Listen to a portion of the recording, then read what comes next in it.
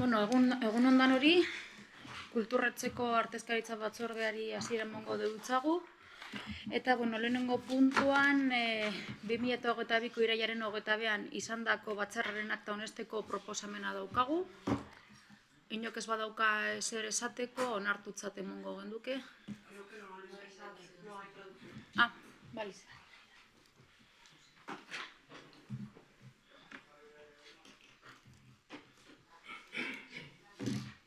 Traducción.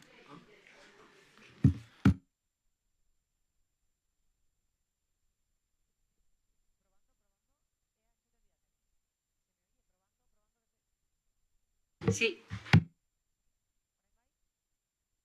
Bai. Barriz hasiko gara. Egun ondan hori, Urriko Kulturretzeko Batzordeari hasiera emango deutzagu, eta lehenengo puntuen daukaguna da 2022ko irailaren 21ean izandako batzarraren akta onesteko proposamena. Besterik ez badau, onartutzat emango genduke akta.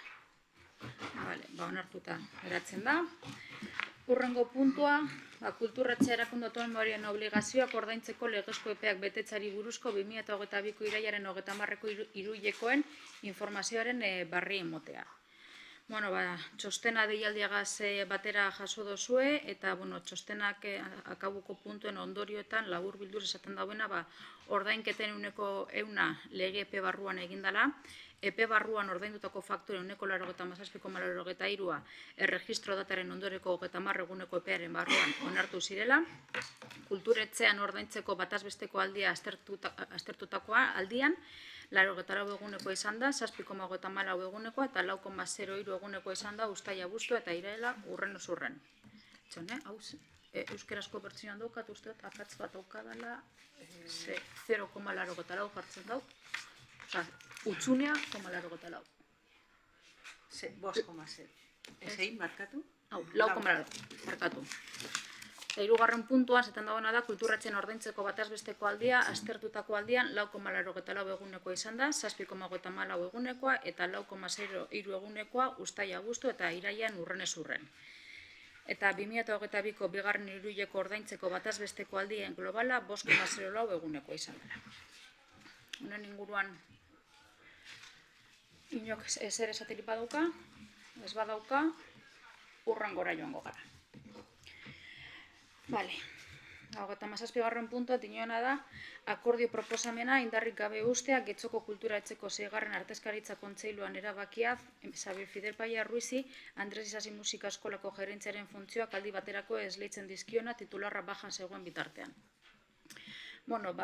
Oine batzorde batzuk, gogoan esango zen duen moduan, batzorde honek baimena moneutzan Kulturretzeko zuzendariari, musika eskolako zuzendaritzako lanetan egon eitean, musika eskolako titularra bajan egoan bitartean. Hor musika eskolan aldaketa egon da, baja hori ez da baja bat, beraz, batzordearetan onartu zen proposamena, indar barik iztea da daukargun proposamena. Beraz, gure baduzue, bozkaketara pasatuko gineateke, inok ezer esaterik ez baduka, aldeko bozkak, Eusko Alderdi Jeltzale, Alderdi Sozialista eta Alderdi Popularra, abstentzioak, EH Bildu eta Elkarrekin Podemos. Beraz, proposamena onartuta gelditzen da. Gero, presidente Anderearen informazio atalean, hor daukagu deialdiagaz batera, programazioaren datuak, orain arteko programazioaren datuak jaso dozuez, hor daukazuez ekitaldi guztien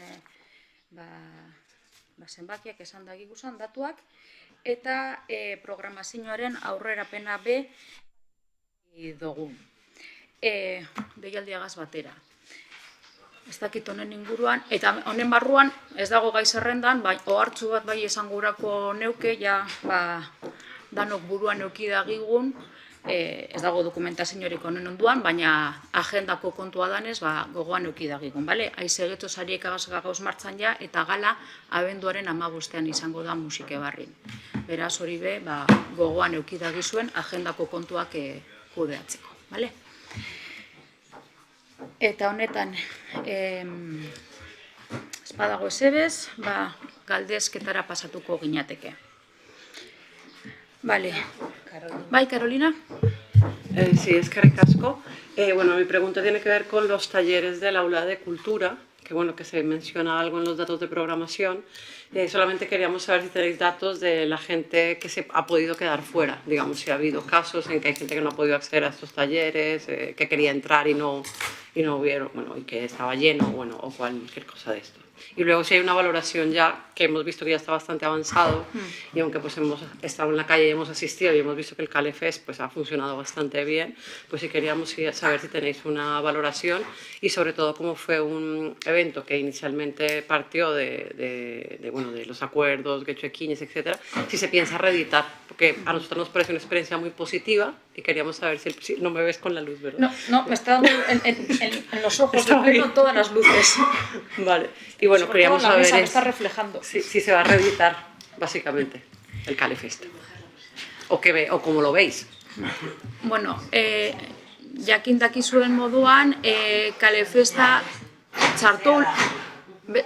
Joseba, es la otra persiana. Sí. No funciona.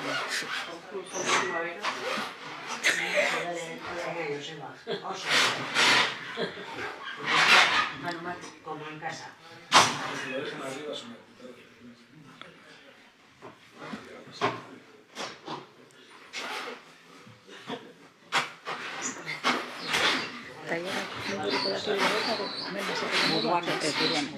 Batzuk bai gelditu dira kanpo, baina tailerraren arabera, ez dakit esaten. Vale. Bueno, eskerrik asko, Joseba, asko sobeto. A ber, alde batetik, atara duzun gaia bi dira, tailerrak eta bestea CALEFEST.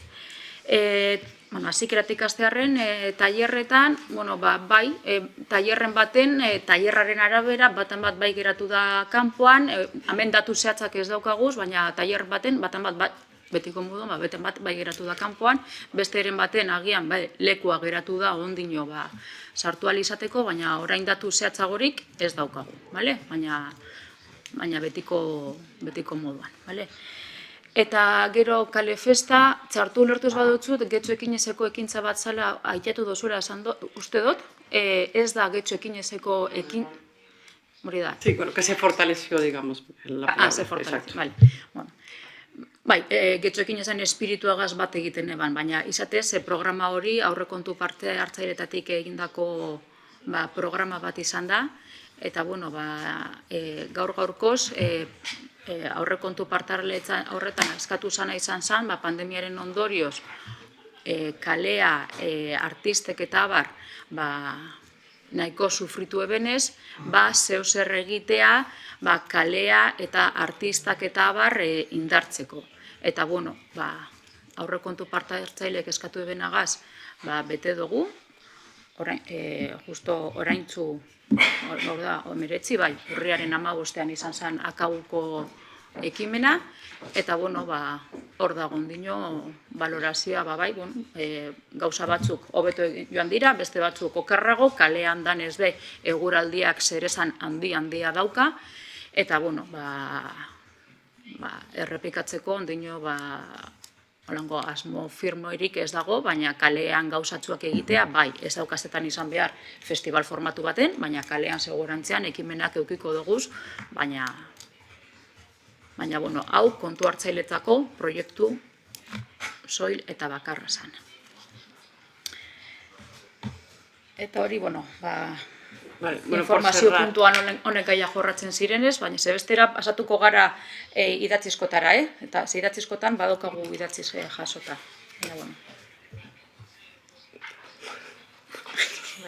Vale, no, simplemente comentar que, sobre el tema de lo de las plazas del aula de cultura, no sé si preferís, cuando tengáis los datos, enviárnoslo, o si eso en la próxima junta rectora, pues, que lo incluyáis en la información y con eso nos valdría. Vale? Vale. Gracias, que recasco. Orduan,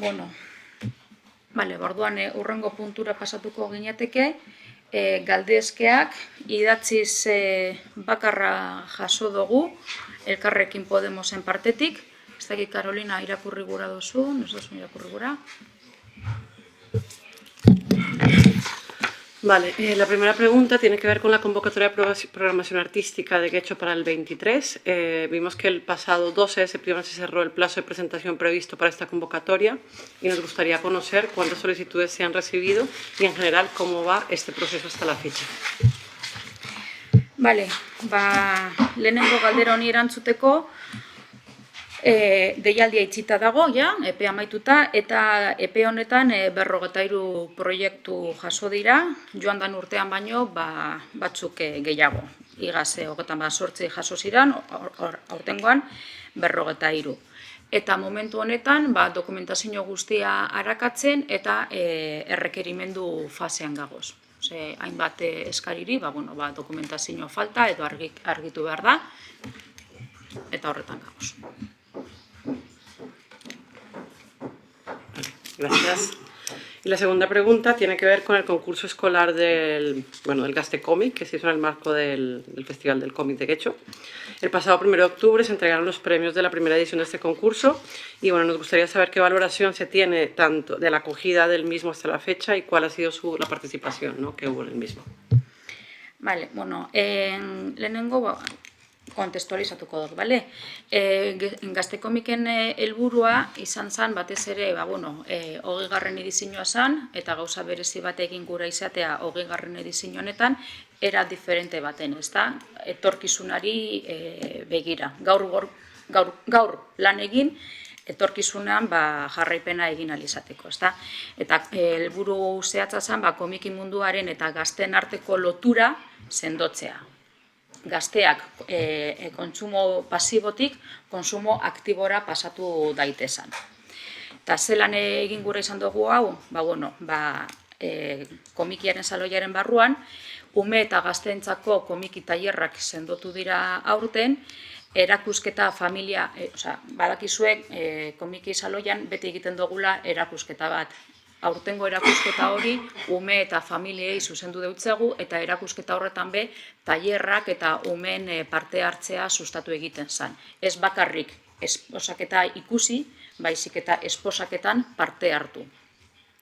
Lehen esan duguna, pasibotik aktiborantza joan daitezan. Eta gero edo 3. ekintza zen Gazte-Komik lehiaketa. Hainbat eskolakaz egin zen berba, ekimen honetan parte hartzeko, gazteak dagozan lekutan, gaztelekuak adibidez eta parte egiezan.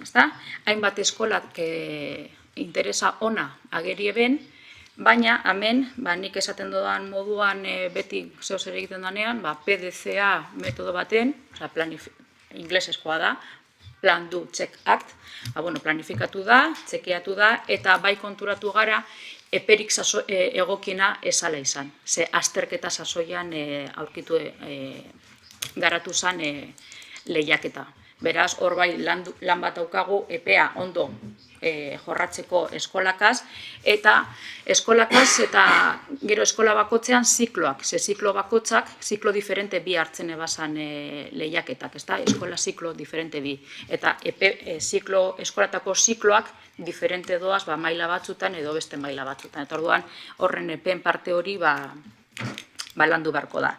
Eta hau esan da, eskola kategorietan, bostek parte hartu eben, librean beste 4, baina horregaitik esaten dut, partizipazioa nahiko diskretoa izan dela, baina kuantitatiboan. Baina kualitatiboan oso positibo izan da. Zergaitik, komikiaren mundua beti dago lotuta mutil eta gizonezkoen mundu batera. Eta lehiaketa honetan, parte hartu da ben gehiengoak neskak izan dira, beraz, nerabetasun horretan nesken parte hartzea oso positibotzat jo da, eta aurkeztu diren proiektu gehienak edo komik gehienak euskeraz izan dira. Beraz, kualitatibamente, esaten dana, era kualitatibo baten oso ona, ezta? Emakumeen edo etorkizuna nesken artean sektore hau agian etorkizun bat eukileikela eta ganera euskeraz, zati horretatik ezin hobea. Gracias por la explicación. Vale. Gero, joan dan egunetik galdera bat geratu jatan komikegaz lotuta, ez dugu datuak eskatu zenduzan Ibon, EH Bildutik eskatu ziren datu ekonomiko batzuk, eta bueno, gure bauzue datuen taula bialduko deutzuegu, baina ez dugu gura izan datu zehatzak bakarrik bialdu kontestualizatu behar direlako, bale? Eta orduan, 2018an, komikak eukieban, egin zanea komika izan ziren 104.000 euro gaitik, 2019an, azkenan gastatu zana izan ziren 1.001 euro, danak bueltan dagoz, 2020a pandemia sasoian, jakingo duzu moduan, esan komika egin, konferentzia batzuk egin ziren, txarla batzuk, eta bar. 1.001, Ah, 1.001, esan dut? Bai. 101.000. Zer esan duzu, Iban? Ah, bale. Hori da, 2020an pandemia urtea izan zen, eta esan egon saloia beren beregi egin ziranak izan zen, honek txarlak eta pandemia sasoi baten egin alzan da, gitzinez egin alizateko, eta horrengo datua gaitik, da ez, datuak berez bialdu guraz nebazanak, ez da, baizik eta kontestualizatu gura neban. Jakingo duzuen moduan, 2019 arte karpa bat jartzen genduan komiki saloia egiteko. Eta karpa horrek jartzea ekartzen eban karparen kostua, baita be, karpa hori jartzea gaitik segurtasun neurri berezi guztien kostua. Orduan, egindan aldaketagaz karpa barik eta estan mota diferentea, badakizu estan horrek jaz dagoz karpa baten barruan, baina bai badaukie holango bizeratzu bat, aleroi baten antzekoa, euria egiten badau estaldualizateko, eta diren estan mota gaitik, horrek estanak be itxi daitekez, eta orduan segurtasun aldetik estan honek hobeak dira, eta orduan instalazioetan esaten da moduan enhierroz, hor efizientzia lan bat eginda, hor lortu da hainbat diru aurreztu izatea. Beraz, 2021koa, ondino atzerritarrak ezirela etortzen be, ondino mugakor kolokan egozan, 66.000 eurokoa izan zen. Eta 2022ko datuak orain dino itxita ez daukaguz, oraintzu amaitu dalako eta ondino kontabilitatea eta itxi barik dagoelako. Horregaitik ez nebazan datu holan simplea bota, baizik eta kontestualizatu behar zala garrantzitsua ikusten eban, ez da, efizientzia lan bat egin dau lan teknikoak, infrastruktura aldetik, eta horrek ekarri dau hainbat diru aurreztu alizatea. Bi kontu, nahiko genituzke albada, aurrekontu horiek idatziz izan duzun bezala, baina bizkat zehaztuta, hau da, ez dugu jakin nahi estan bakoitzak zenbat balio duen, baina bai zenbat erabiltzen dan, zenbat erabili izan da urtero azpiegituretan, zenbat erabili izan da segurtasun zerbitzuetan, zenbat erabili izan da katxetean edo kanpo hortik etorritakoak hotela edo ordaintzeko, eta zenbat erabili izan da pizka programazioa lantzeko. Olako zehaztasun bat, gehiago izan gabe. Eta gero, 22. urteari dagokionez, ni suposatzen dut igual oraindik kontabilizatu gabe egongo dela, baina aurretik aurrekontu bat egongo zen. Bai, aurre ikusten dana da 2021ko antzerako egotea. Bale.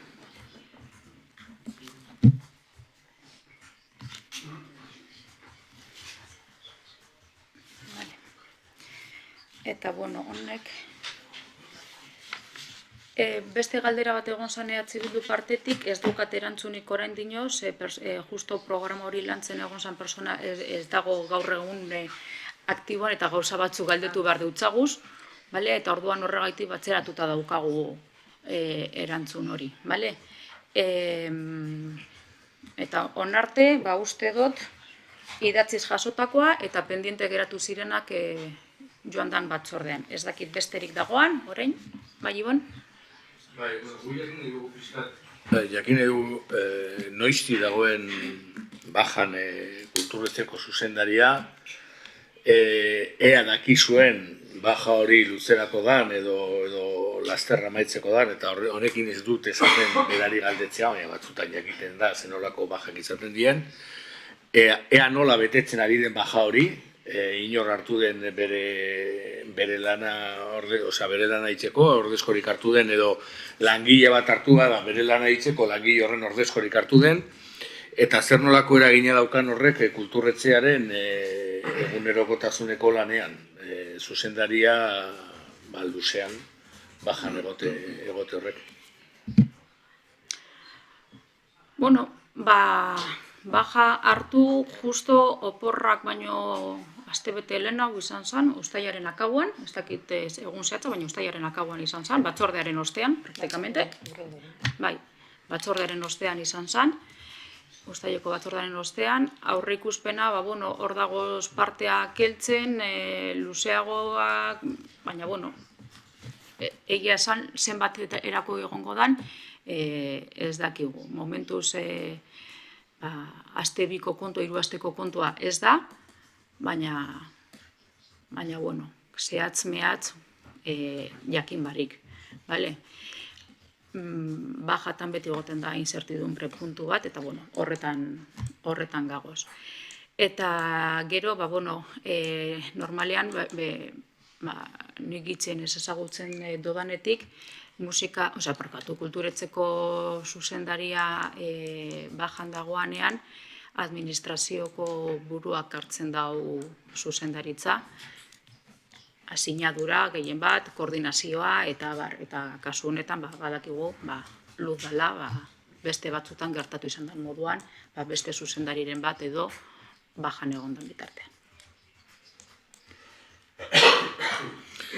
Azken galderatzen horrek nolako eragina daukaz, azken finean administrazio buruak, administrazio kontuetan zuzendaritza eta ordezkapen lanak egin ditzake, baina agian beste lan arlo batzuetan zuzendari dagozkionak, eta bereziki, igual programazio kulturalari dagozkionak, edo horrelako zerbait, igual administrazio buruan bere karguaren izaeragatik, ez du zertan horren inguruko esperientziarik edo jakintzarik izan behar. Horregatik galdetzen genduen zein da horren eragina, hau da, programazio aldetik edo kultur kontratazioen aldetik behor lan bat egin barko zen, edo suposatzen dut lan bat egiten zuela zuzendariak. Lan horri orain nola gauzatzen da, nork egiten duen?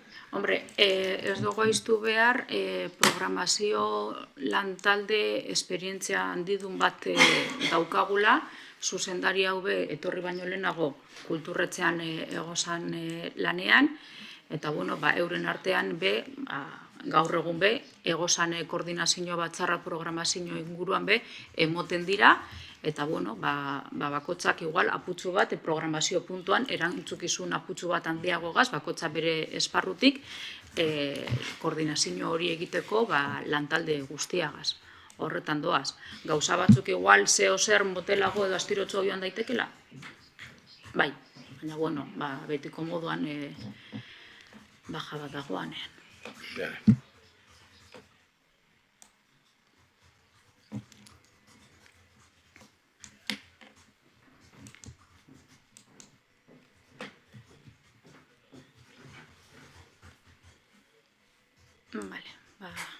Besterik badago? Vale, bai, Gonzalo.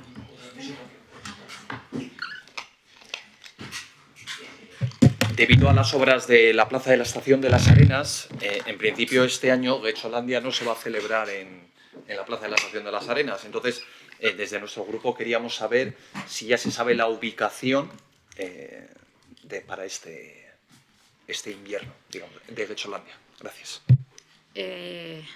Bai, gauza bat, leku bat begiratzen gagoz, orain dinoz detaile batzuk begiratu behar dira, lekua ondo eta egon daitekela ikusteko, arloen arteko koordinazio batzar batzuk, ikusteko ondo egon daitekela leku hori, eta behin hori ondo aztertuta aukita, iragarriko dugu. Baina momentuz ez dugu bota gura, zeo zer falta deako momentuz ondino, eta badazpada be, ez dugu iragarriko, arlo guztien arteko adostasuna egon arte. Ze badakizue kalea hartzen dugunean hainbat arlok zeo zer esana daukiela. Ez bakarrik gu, baizik eta beste arlo batzuk. Vale? Baina bagagoz leku bat eta uste dut ja laster santifikazio guztiak eukiko dugu zala, alde guztietatik eta esan izango dugula. Vale? Honekin lotuta, nik ez dakit noraino hemen esatea, batzorde honetan esatea, nun ari zareten pentsaten Getxolan egiteko iragartzea den. Hau da, batzorde horretarako dago. Zerbaiten lanean ari bazareteia, eskubidea daukagu jakiteko zertan ari zareten lanean. Agian beste proposatzen. Bai, bueno, esan alduguna da, gaur-gaurkoko egunetik oso urrun ez dala. Baina ondino zehatz-mehatz zelan joango diran, non, erabaten, ez dakigu ahal izango da, hori aztertzen dagoz, eta orduan, baina gure helburua da gaur-gaurkoko egunetik urrun ez joatea. Esparru hori begiratzen gagoz. Ingurune horretan dagoan esparru guzti horretan kokatu ahal izatea.